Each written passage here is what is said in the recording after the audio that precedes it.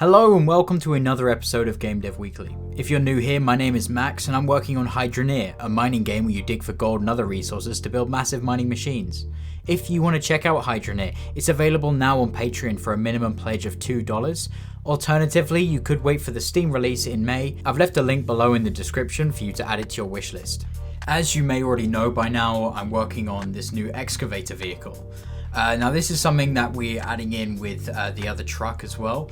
And it's pretty much the same thing. It's a hydro-powered vehicle, runs on water, and it's used in the late game to help players dig faster, basically. So there's a few properties that I wanted this vehicle to have, and the first one is it being a slow vehicle. Now, there's obviously two vehicles in the game so far, and the other vehicle will be more of a transport and speedy vehicle, and this one will be quite slow and not great at maneuvering. So this means that you can't drive it far away from your base, and it's very much made to be just used in one base, as well as having a full base of operations system to go with it.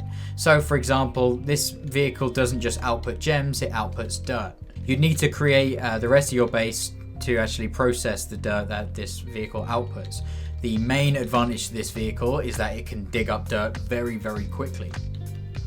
So it's not completely finished just yet, but here's hopping into it. It's got one big dirt tank in the middle of it, as well as a barrel with some arms. So I wanted to keep the controls very simple with this. If you hold down the left mouse button, then you can move the arm up and down like this. It's got a maximum angle, so you can only go a certain length above and below. To get the barrel spinning, you hold down the right mouse button. Now, you may notice there's no sounds on the vehicle, and there's no sounds on the other vehicle yet. We're still working on some of those sounds, and they'll be added in later on. So to drive the vehicle, kind of simple, just use WASD. It's got a very bad turning circle.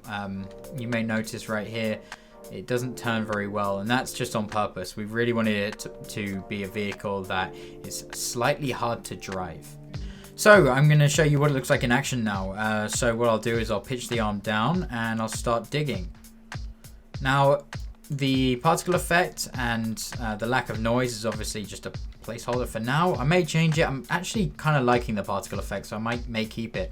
But this is essentially the way that you use the vehicle. You kind of drive it back and the dirt fills up.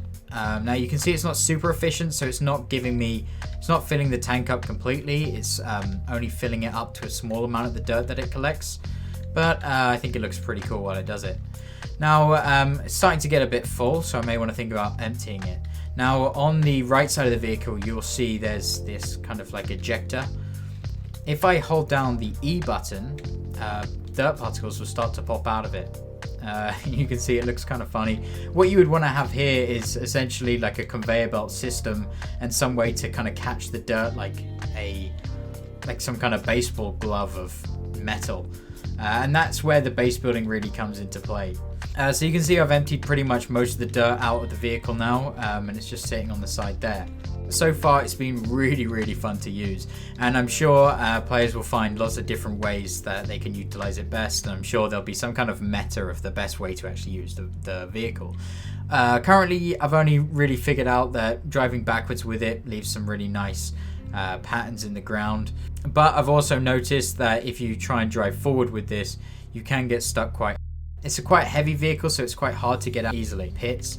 But there is the unstuck feature also in the game. But I am also still testing this vehicle, so there will be things that I will change, like the actual power of the engine, so we can get out of situations like this. What's great though is we can still use the unstuck feature to get ourselves out of jams like this. So you just press escape, and down here at the bottom there is the unstuck feature.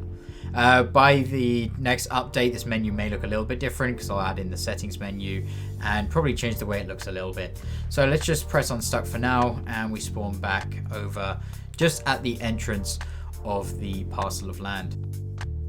I've just implemented some really nice sounds onto these vehicles, and if you haven't heard of me talk about him before, Dan is our sound designer.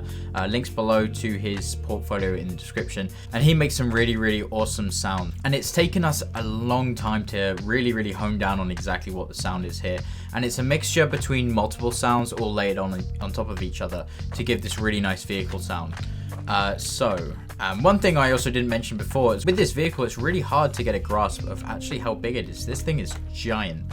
And I think when I actually start testing it out with some building pieces around it, you'll really be able to see the scale of it. Anyway, so I'm going to jump in, and I'm also going to boost up the sound for this as well, just so you can really hear those sounds. So you may notice that there's a slight humming sound.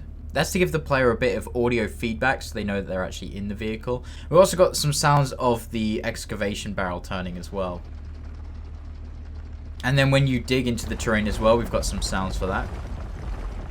So those are 3 of the sounds. Now there's one final one, and it's when you actually drive. This was a really tricky sound to actually come up with, because we wanted it to not sound too much like an engine, but something like a hydro machine would sound like when it's driving along. So this sound is played whenever I hold either W or S.